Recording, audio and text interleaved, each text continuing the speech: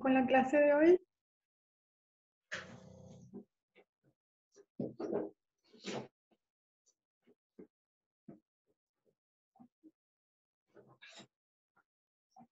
Bueno, la clase es la práctica de la teórica que vieron hoy, ¿sí? Es equilibrio de fases de un componente, que es el solvente, con un soluto no volátil. Y nos referimos a las propiedades coligativas, ¿sí? En el problema 1, bueno, vamos a recordar este gráfico que vieron con Fernanda, en donde se representa el potencial químico en función de la temperatura, ¿sí? Tenemos la temperatura de fusión y la temperatura de ebullición del solvente puro, y cuando se agrega un soluto no volátil, vemos una variación de la temperatura de fusión y de ebullición de ese solvente, ¿sí? Entonces, bueno, en el caso de la temperatura de fusión hay un descenso, y en el caso de la temperatura de ebullición hay un aumento. Y como les explicó Fer, bueno, tenemos estas pendientes que corresponden a la entropía, y bueno, en el caso del descenso crioscópico, es mayor el delta T que se observa que en el caso del delta T que sería el aumento ebullioscópico. Entonces, en el primer problema tenemos que el punto de fusión del benceno puro es de 5,45 grados Celsius. Su calor de fusión es 2.351 calorías por mol. Tenemos que calcular el punto de fusión de una solución que tenga 1% en peso de naftaleno en el benceno. Y tenemos que suponer idealidad. Bueno, entonces, recordando una de las ecuaciones del descenso de la temperatura de fusión, tenemos que es la temperatura de fusión cuando el solvente tiene ese soluto, menos la temperatura de fusión cuando está puro. Y esto es igual a la fracción molar del soluto por la constante R, por la temperatura de fusión del soluto puro al cuadrado, sobre este calor de fusión del solvente cuando está puro, ¿sí? Que lo vamos a escribir así.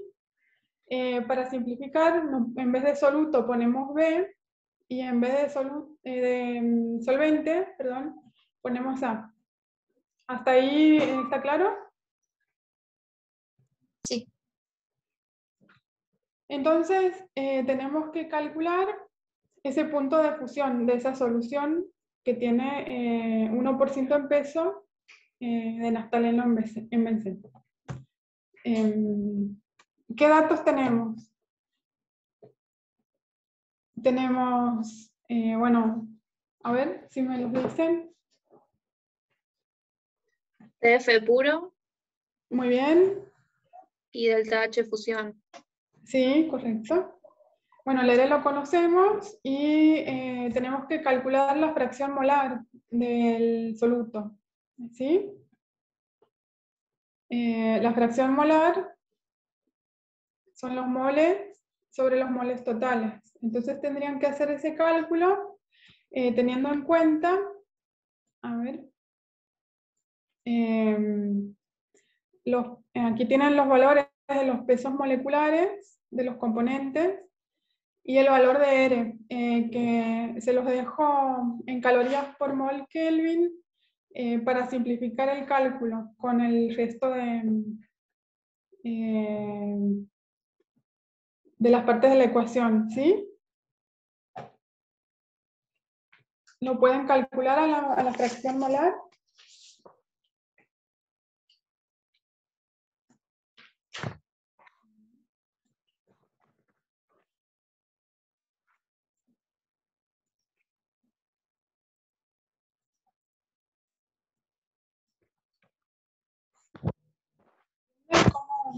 solamente tienen que calcular la fracción molar. En primer lugar.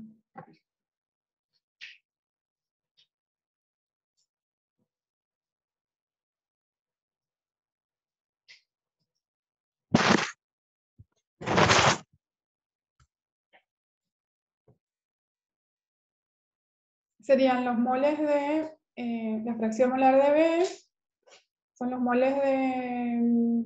a ver. Perdón, o sea, yo sé que debe ser fácil, pero no me estaría dando cuenta los datos con los que tengo que reemplazar.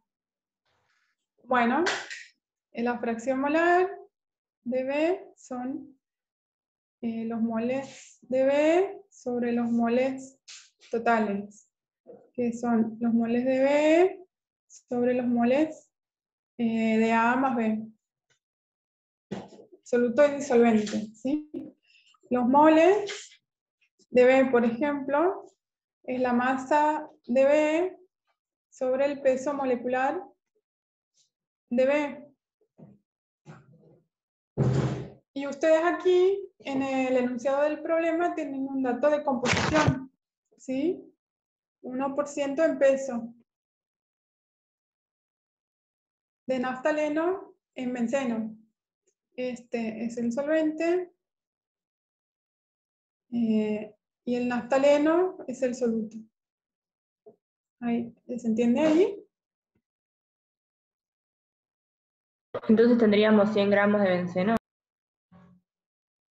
1% en peso. Claro, o sea, mi problema es ese, es que no entiendo qué representaría el 1% en peso. Claro, de 100, de que, ¿cómo, se acuerdan cómo, qué es el porcentaje en peso? ¿100 de qué? 1 gramo de soluto sobre 100 de solvente. ¿De solvente o de solución? Ah, de solución, de solución. Entonces son 99 de benceno y 1 de naftaleno. Claro, muy bien. ¿Sí? Ahí sí ya ubican los datos. Sí, ahora sí, ahí está.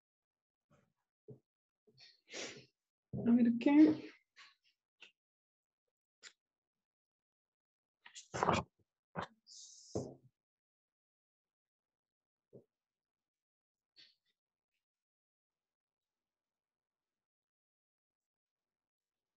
Bueno, así vamos anotando.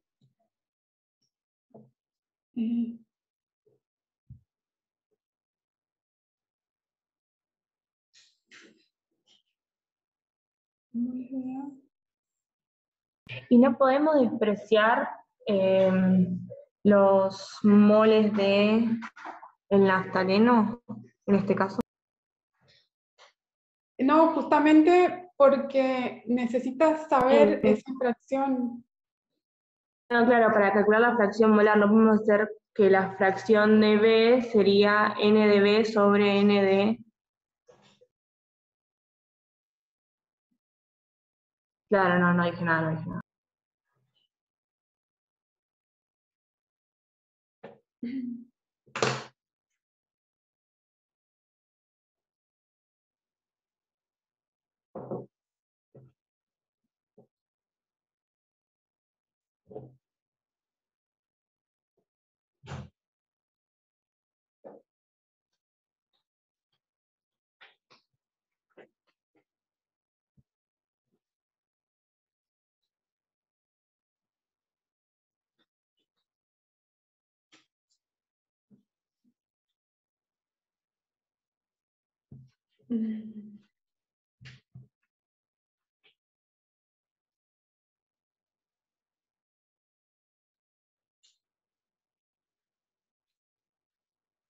¿Cuántos son los moles de B?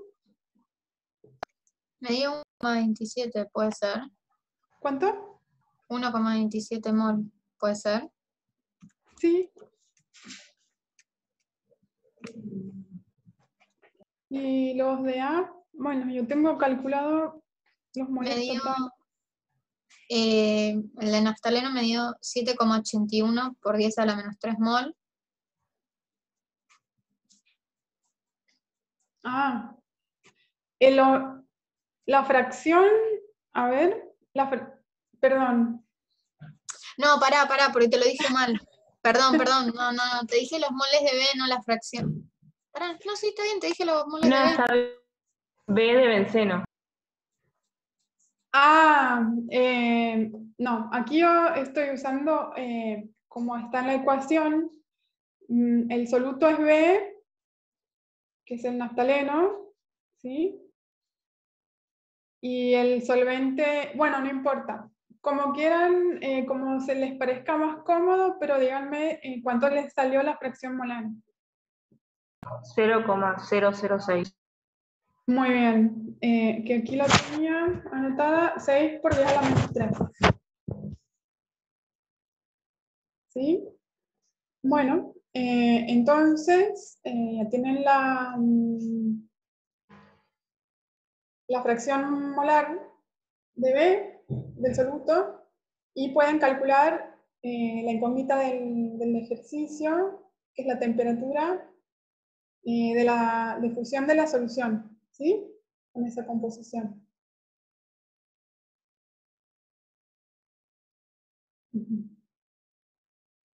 Cuando la tengan me dicen, y chequeamos. La temperatura siempre la tenemos que poner en Kelvin, ¿no? Sí.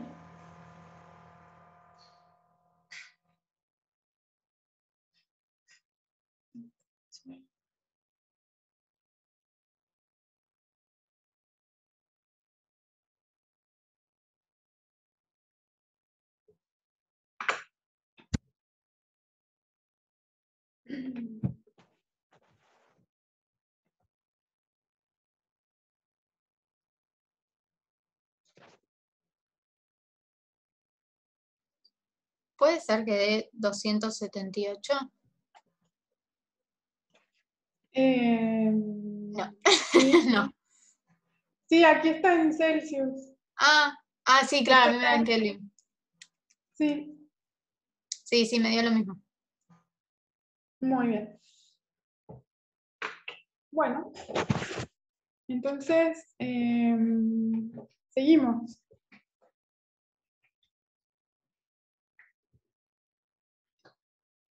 ¿Se entendió? O sea, ustedes saben que tienen un solvente con un soluto, le dan la composición de esa solución, o sea, no es un solvente puro, entonces calculan, en este caso, el descenso crioscópico, el delta T, y que es igual a esto, y despejan con el dato de la temperatura de fusión del solvente puro, cuál es la nueva temperatura en solución, cuando ese solvente tiene un soluto. Bueno, en el problema 2, el ciclohexano tiene un punto de fusión normal de 6,47 grados Celsius y el calor de fusión a esa temperatura es de 7,47 calorías por gramo.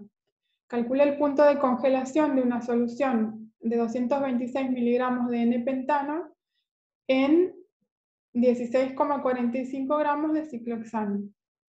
Explique las suposiciones y aproximaciones empleadas. Entonces aquí de nuevo tenemos el ciclohexano con su punto de fusión normal, puro, y su calor de fusión a esa temperatura. Entonces tenemos que calcular el punto de congelación y les dan la composición de la solución. En este caso, no les dicen porcentaje, sino directamente las masas en esa solución. Y ahí, bueno, los pesos moleculares de los componentes. Otra vez, nuestra ecuación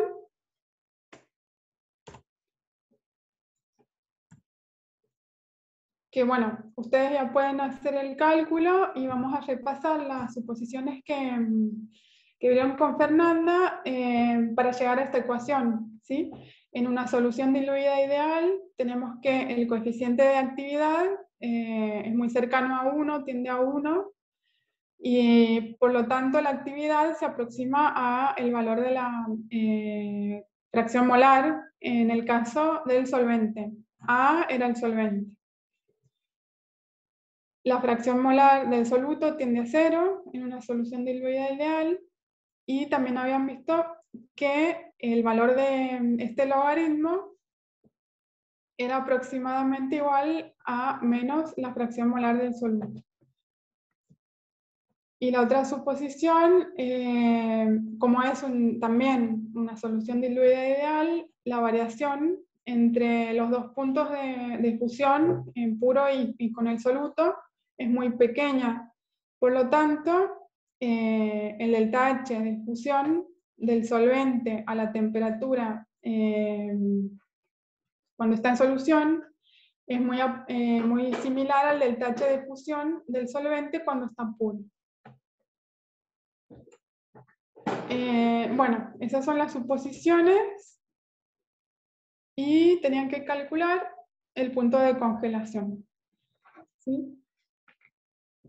Otra vez tienen que calcular la fracción molar. Bueno, calculan el delta T y este es el valor de la temperatura de fusión. ¿Sí? Les dejo para que practiquen el cálculo de la fracción molar, ¿sí? Bueno. Vamos al problema 3. Aquí, bueno, seguimos con el descenso crioscópico, pero ya vamos a usar otra ecuación. Y también aplicando lo que les contaba Fernanda en la teórica. Tenemos datos. Sea W, este W, el porcentaje peso de maltosa en una solución acuosa, ¿sí? Un azúcar. Se observaron los siguientes descensos del punto de congelación, o sea, los delta T, en soluciones acuosas de maltosa. Entonces, para cada composición, ven un valor de delta T, ¿sí? Porque como veníamos viendo, había que tener en cuenta la fracción molar del soluto. O sea, para cada composición, el delta T va a ser diferente. ¿Estamos?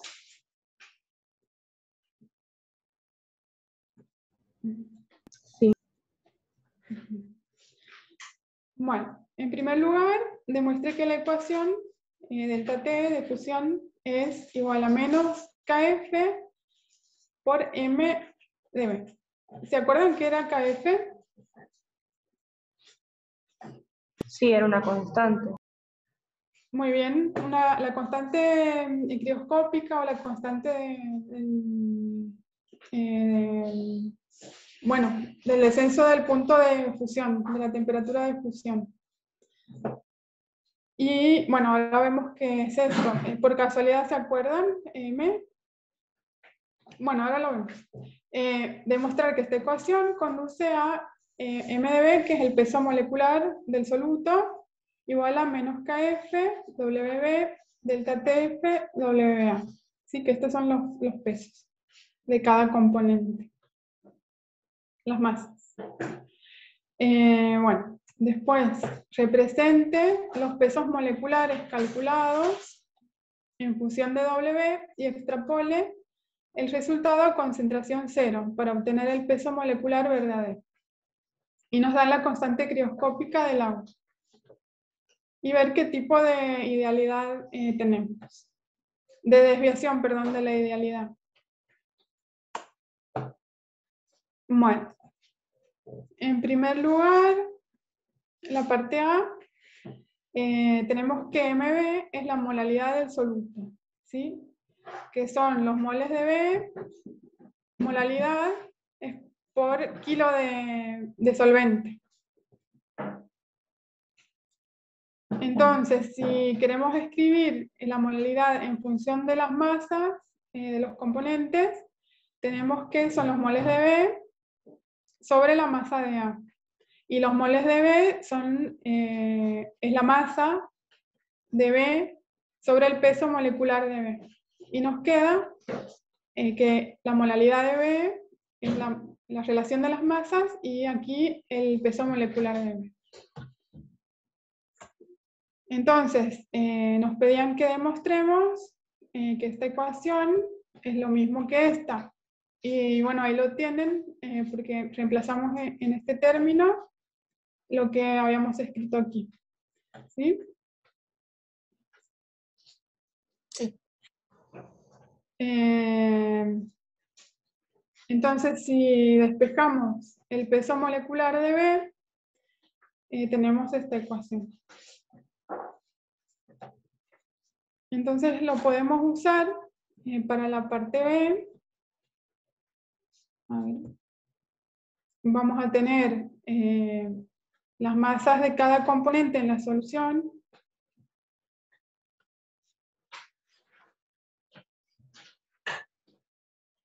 Esto era el porcentaje en peso de maltosa, ¿sí?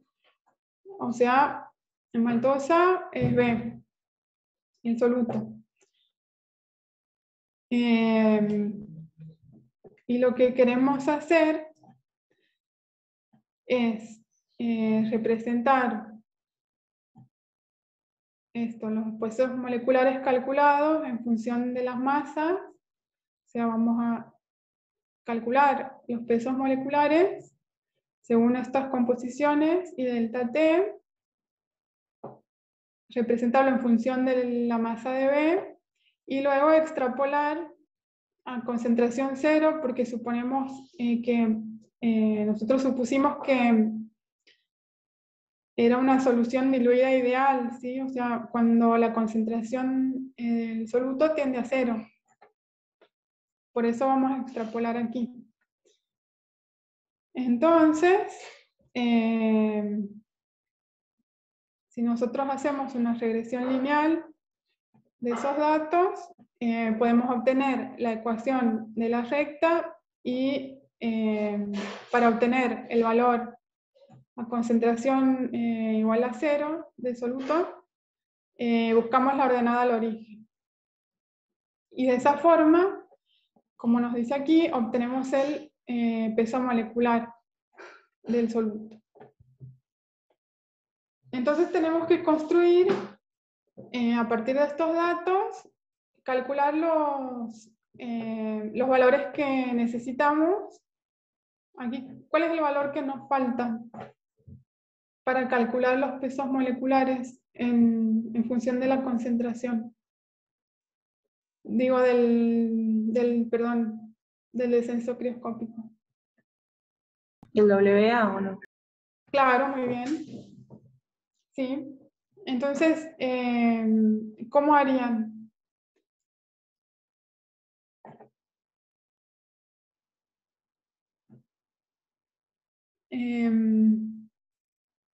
Si W es el porcentaje en peso de maltosa.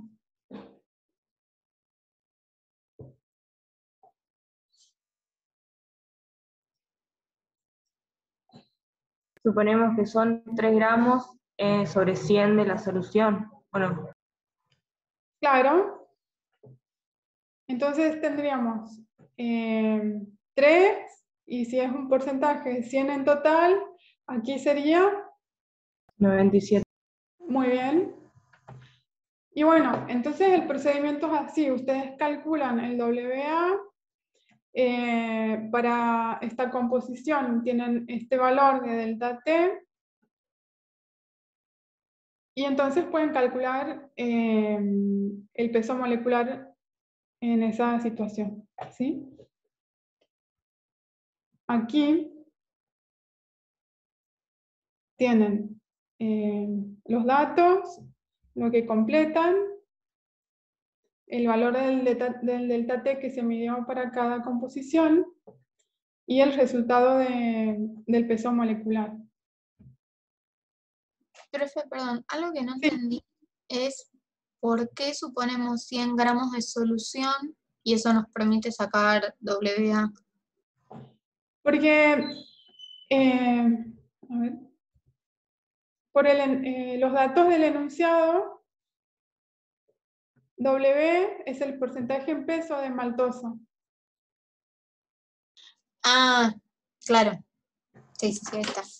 ¿Sí? Como lo habíamos visto en un problema anterior. Sí. Sí, me había olvidado de esa parte, gracias.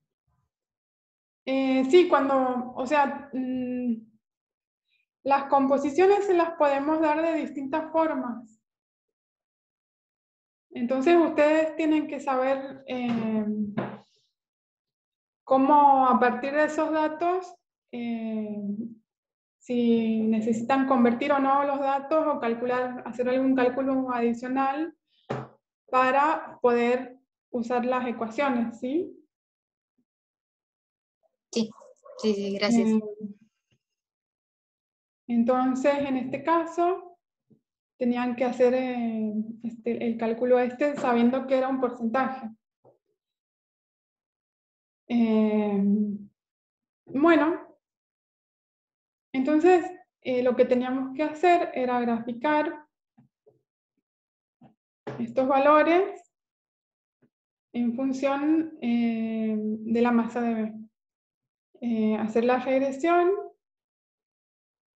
y obtener el valor de la ordenada del origen, ¿sí? Para obtener el valor del peso molecular de la maltosa.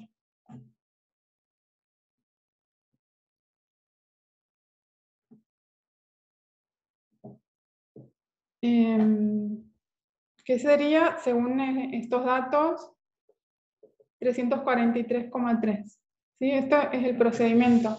Obviamente que es un ejemplo, no coincide este dato con el valor real del peso de la maltosa, ¿sí? Pero es un procedimiento porque esta es una aplicación de una de las propiedades coligativas. Es una aplicación para determinar el peso molecular de los componentes de algunos solutos, ¿sí? Bueno, lo otro, ustedes saben cómo en el Excel, saben cómo obtener la ecuación, ¿no? de la recta. Sí. ¿Sí? Ah, muy bien. Así, bueno, después, bueno, lo practican y si pueden hacer este cálculo. Lo otro también es que si ustedes obtienen la ecuación de la recta y también el r cuadrado, ¿sí? Que es el coeficiente de un valor que indica el ajuste, ¿sí? De los datos de la recta. Este es un buen valor, 0, tiene 3 9 y un 7, ¿sí? Bueno, más adelante vamos a ver, cuando vean cinética, van a tener que comparar los valores del r cuadrado. Pero bueno, para que lo vayan teniendo en cuenta. Y después, ¿qué tipo de desviación de la idealidad se observa?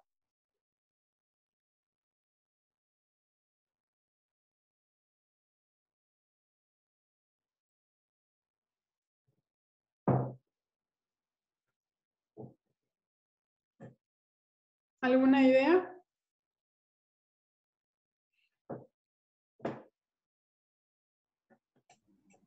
¿Negativa? Sí, porque, o sea, tienes un valor menor, ¿sí? En la solución pura o diluida e ideal, el valor de la temperatura cuando ya tienes un soluto es menor, ¿sí? En el otro caso del aumento de la temperatura de ebullición es mayor. Este gráfico es muy útil bueno, en estos dos casos de la temperatura, para acordarse. Bueno.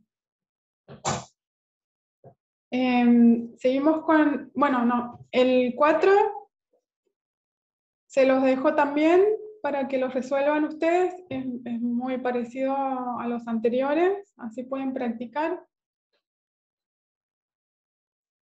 En este caso ya tienen el aumento de la temperatura de ebullición, ¿sí? Y vamos al 5. Tienen una solución acuosa de 0,3 mol de sacarosa por kilo de agua a 20 grados Celsius y una atmósfera. En esas condiciones la densidad del agua es 0,998 gramos por centímetro cúbico. Bueno, tenemos que evaluar la presión osmótica de la solución por medio de la ecuación de Van Hoff. Y después seguimos leyendo esto que es largo, ¿sí? ¿Se acuerdan que Fer les mencionó la ecuación de Van Hoff para soluciones diluidas ideales? ¿Sí? Donde la presión osmótica se aproxima a R por T por CB. CB en este caso es la molaridad, ¿sí? Y las unidades son, bueno, moles por volumen, moles del soluto en el volumen de la solución, ¿sí?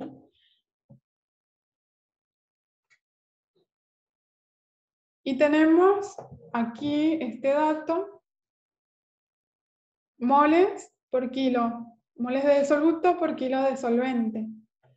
Y esto es la molaridad. Entonces nosotros, para evaluar, para calcular la presión osmótica, tenemos que calcular esta concentración en moles por litro, moles por mililitro, ¿sí? En molaridad. Pero tenemos este dato de molaridad, ¿sí? ¿Qué tendríamos que hacer? Dividir por la densidad, o sea, la masa sobre la densidad da el volumen. Claro, muy bien. Tenemos que ver cuánto es el volumen primero, porque yo aquí tengo masa.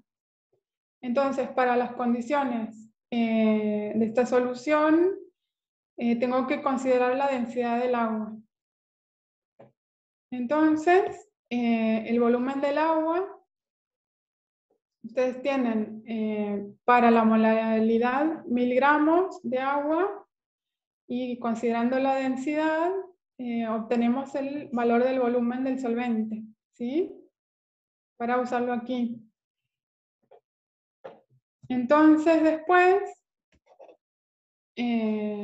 cálculo CB. ¿Sí? ¿Cómo calculo CB? Pueden Y hacer dividimos los 0,3 sobre el volumen. claro, 0,3 sobre esto. Y aquí lo tengo el mol por litro. Y bueno, así ya podemos calcular la presión osmótica. ¿Sí? O sea, son cálculos fáciles, pero bueno, siempre tenemos que estar atentos a qué datos nos dan.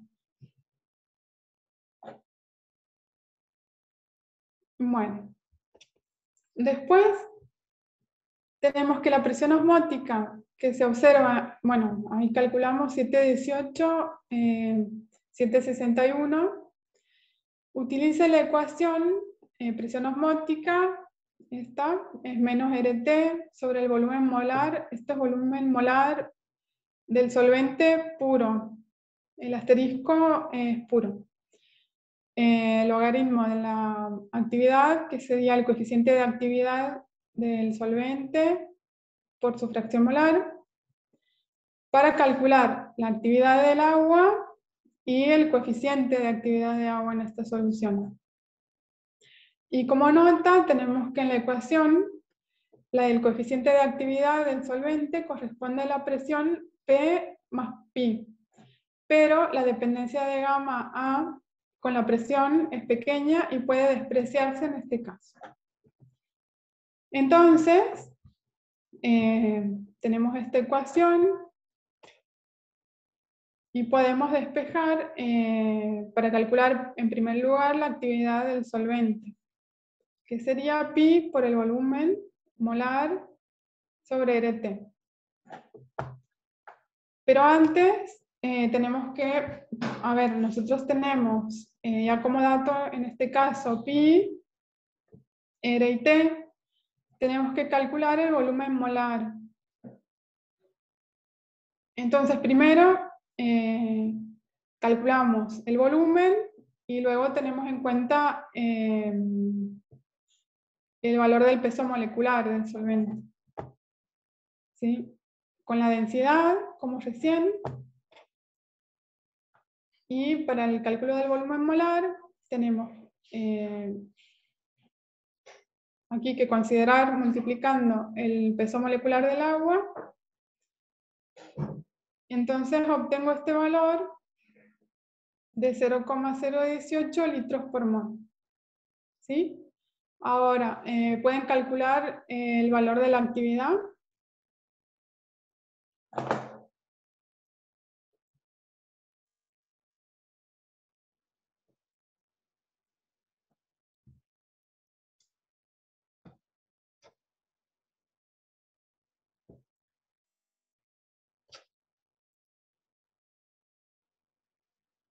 ¿No tienen ganas de hacer cálculos hoy? No, es muy viernes. ¿Cuánto era la presión osmótica? Aquí, 761 atmósferas. Ah, genial, no la había visto. Y el R, usan el R con atmósferas.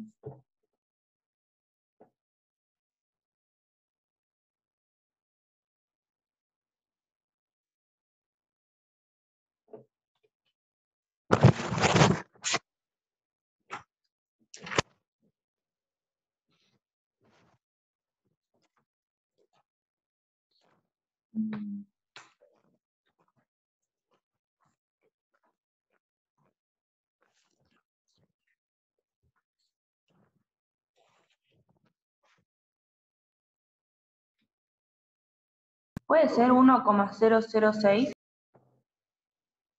¿Y la actividad? Sí. Mm,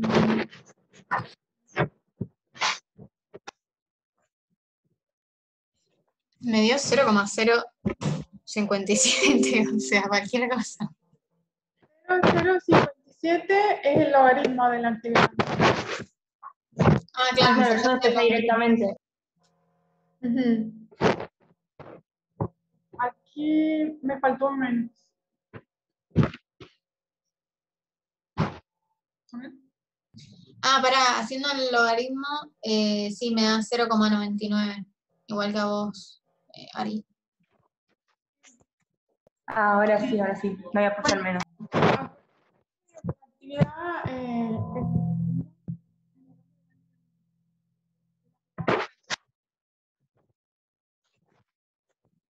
sí, o sea, si era más de uno no podía ser. ¿Sí? A ver. Claro, sí, ahora en medio me faltaba el menos. Claro, a mí también. Ay, no puedo.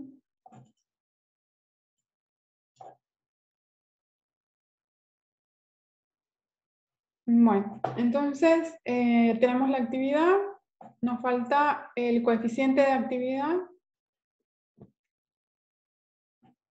Entonces, ¿cuál es la fracción molar del solvente?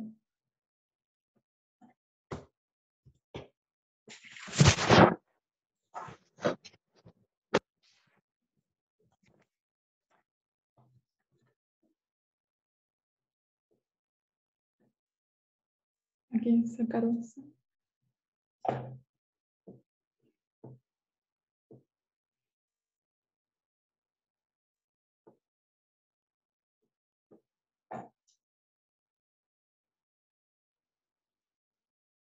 ¿sí? Los moles de agua sobre los moles totales.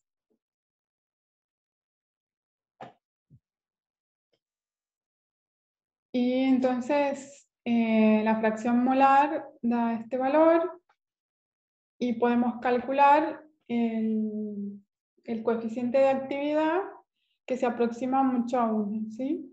Una solución diluida ideal.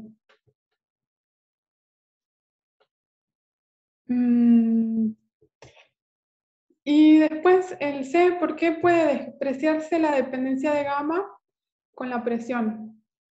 Esto se lo comentó Fer. Es porque en el caso de las soluciones diluidas ideales, ustedes saben que cuando tienen la situación de la presión osmótica, tienen que, bueno, una membrana semipermeable que separa un solvente puro del solvente con un soluto, ¿sí? Y el solvente va a migrar de la situación de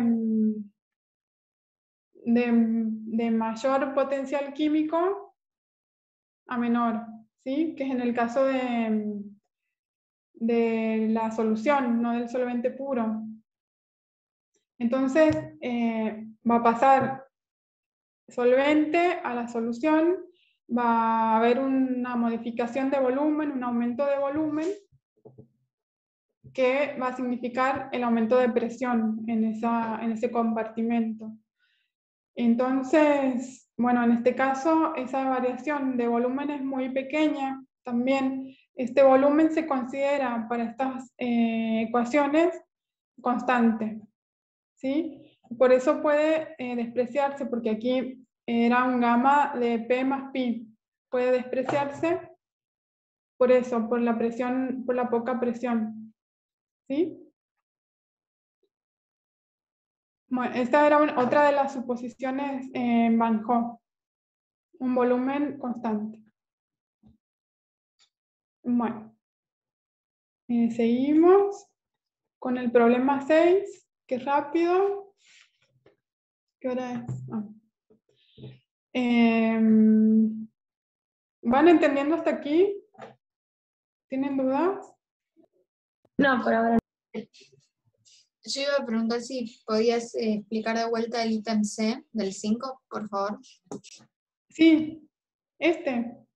Sí, ¿por qué puede despreciarse la dependencia? Sí. Claro, porque vos tienes, a ver.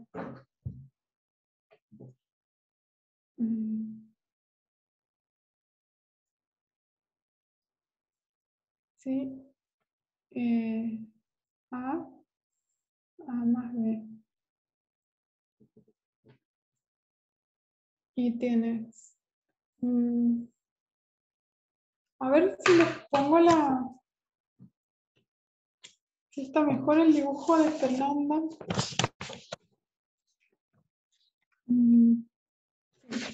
Les voy a poner el dibujo de Fernanda.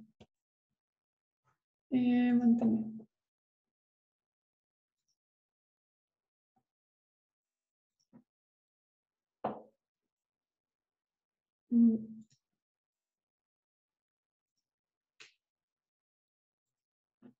Igual está en la teoría, si lo quieren revisar. Ah, bueno, no, tranqui, o sea, ¿Sí? veo la teórica. Sí, sí, no está problema. Si quieren No, no, revisar eso, están todas las suposiciones, pero para resumir, a ver, ahí te pongo el... porque tiene toda una deducción la ecuación. ¿Para qué lo encuentro? Un dibujito.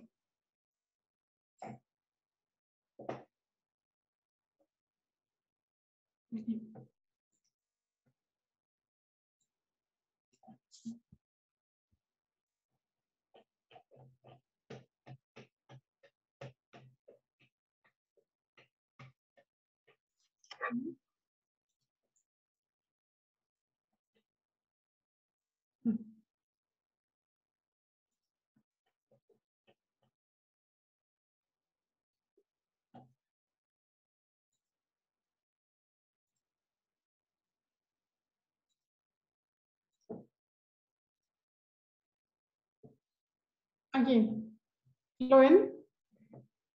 Tienen el solvente puro y la solución. Entonces, en el equilibrio, bueno, aquí les dice, tienen igual potencial químico, pero ustedes para frenar el paso del solvente a la solución, tienen que aplicar una presión osmótica, o sea, la presión que necesitas aplicar en este compartimento que tiene una membrana semipermeable es la presión osmótica. ¿Sí? Entonces, en una solución como la solución del ejemplo, y teniendo en cuenta las suposiciones de Van Hoff, tenemos que el volumen aquí al que se llega es muy parecido al volumen anterior, como si estuviera puro. Entonces, por eso, o sea, la presión que se genera aquí, si no tuvieras este émbolo ni aplicando la presión osmótica para frenar esa migración, ¿sí? Se puede despreciar, porque se tiene en cuenta que el volumen es constante. ¿Sí? Ok, sí, ahí entendí. Gracias, profesor. Bueno, de nada. A ver. Sí, a ver, todas las suposiciones y esto, todo lo que les piden en la guía, se los tienen que leer del libro o de la teórica, porque, bueno, está bueno ir desarrollándolas en el cuaderno a mano para ir entendiendo también, porque ahora esto es más bien resumen. Si ustedes quieren saber todo, bueno, con lo que les explicó Fer, y ahora estamos poniendo números a esas ecuaciones, pero para las demostraciones pueden repasar la teoría. A ver, bueno, seguimos con el otro problema.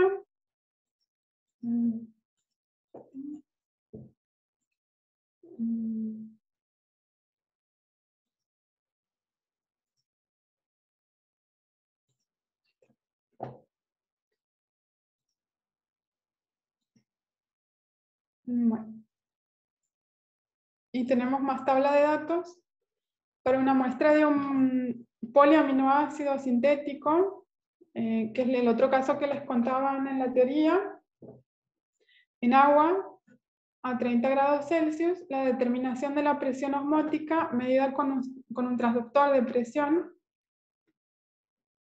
condujo a los siguientes valores. ¿Sí? O sea, determinaron pi con un aparato, con un equipo, y obtuvieron estos valores. Y tenemos que calcular el peso molecular del promedio. Como les explicó Fer, es un peso molecular promedio. ¿Sí? Bueno, el procedimiento. En este caso, tenemos el poliaminoácido.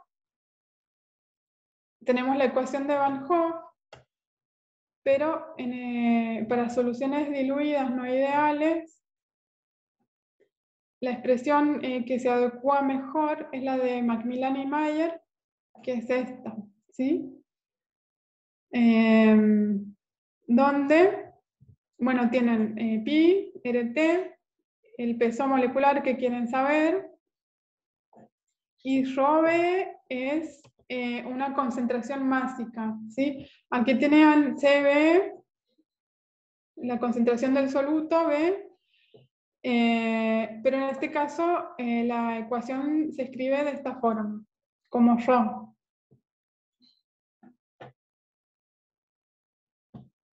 Tiene unidades de densidad.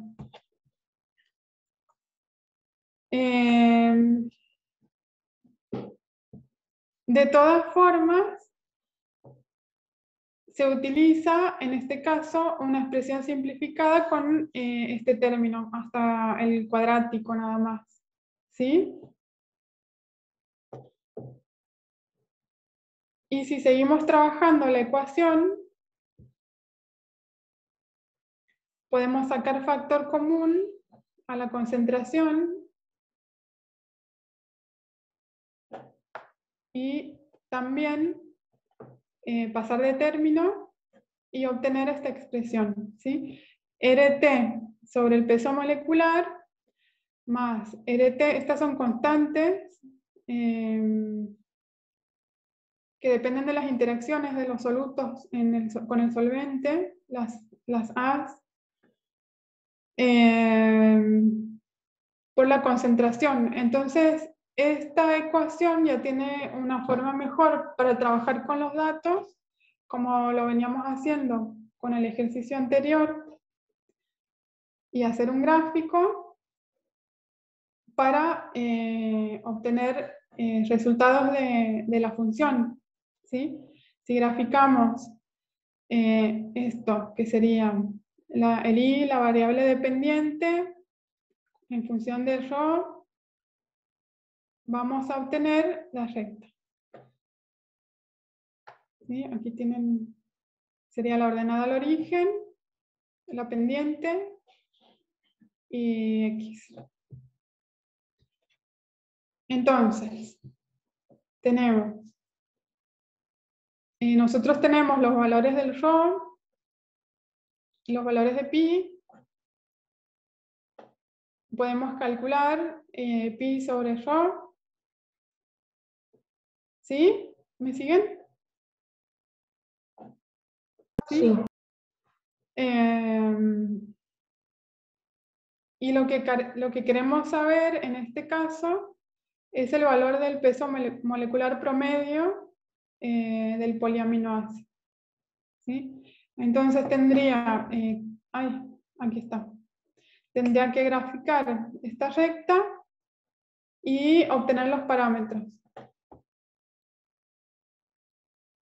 Aquí para esta recta tienen menos cálculo que en el ejercicio anterior. Yo tengo una duda. ¿Sí? A2, ¿de dónde lo sacamos? O sea, no está dado como dato, ¿sí? No, no está. No, pero ¿te sirve para algo?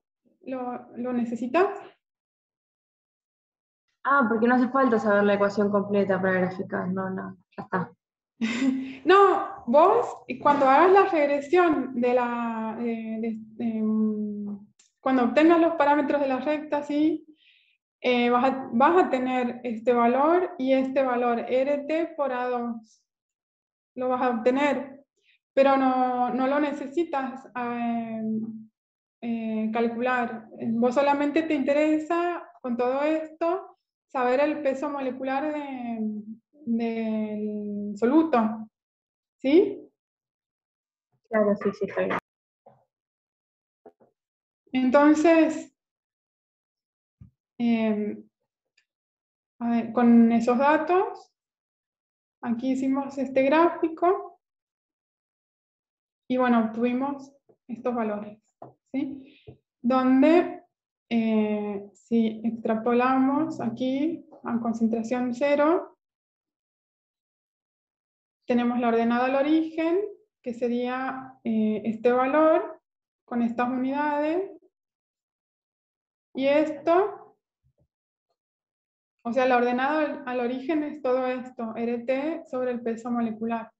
Entonces, tenemos que despejar el valor del peso molecular, ¿sí? Y bueno, ese es el resultado. ¿Se entendió el procedimiento? Sí. Por parte sí. Sí. O sea, son formas de, sabiendo las ecuaciones teóricas, cómo a partir de los datos experimentales pueden llegar a un valor que necesitan saber, ¿sí?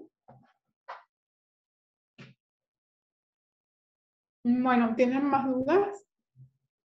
Yo, pero más no relacionado con esto, o sea, sí, pero no. En el parcial vamos a tener que graficar así, hacer regresión lineal y calcular los datos así. No sé, porque ahora que tienen el Excel y lo tienen la compu, puede ser. A ver, Euni, ¿qué opina?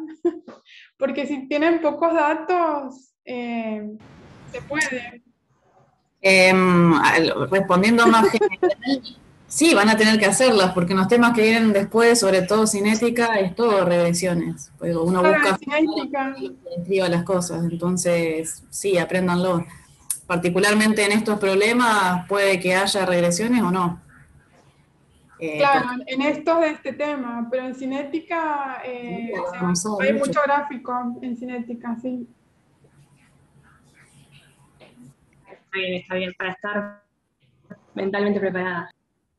Sí, o sea, de aquí en adelante lo van a usar siempre, a los gráficos y a las regresiones. Claro, pero los gráficos y la regresión, ¿lo hacemos con Excel o lo hacemos nosotras a mano? No, con Excel. También es útil, antes, o sea, cuando era presencial, usaba la calculadora, que si quieren lo podemos aprender, pero ahora, bueno, por ahí poniendo datos en la calculadora a veces uno no se guardan en la memoria o cosas así, pero si ya tienen en la casa la computadora y lo ven al gráfico y pueden decir qué significa cada cosa. Claro, un poco el criterio que habíamos usado el cuatri pasado era, como les dice Bernardo, si fuese presencial ustedes no tienen computadora, tienen calculadora, entonces tienen que hacer un diagrama, un esquema a mano de cómo sería el gráfico del cual ustedes están haciendo la regresión en la calculadora. Ahora que tienen una compu, obviamente que pueden usar el Excel, pero lo que se pide es que en la hoja que ustedes entregan tengan el gráfico que ustedes usaron en Excel. Y ese gráfico tiene que estar completo, el nombre de los ejes y todo, para que uno sepa qué es lo que graficaron en función de qué. Claro. Sí, sí, genial, genial. Pero bueno, por lo menos lo puede hacer Excel y nosotros copiaríamos lo que Excel dice. Sí, o sea, la idea es que ustedes sepan qué están graficando y cómo No. se grafican y por qué. Sí.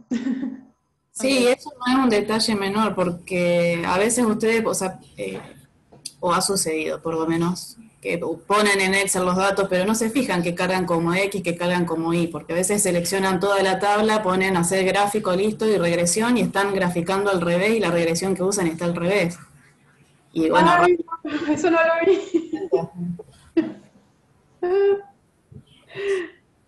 por Claro, eso el ejercicio de hacer el gráfico completo, ponerle el rótulo a cada eje, bueno, se dan cuenta si pifiaron ahí cómo cargaron los datos. sí. Sí, no es algo automático.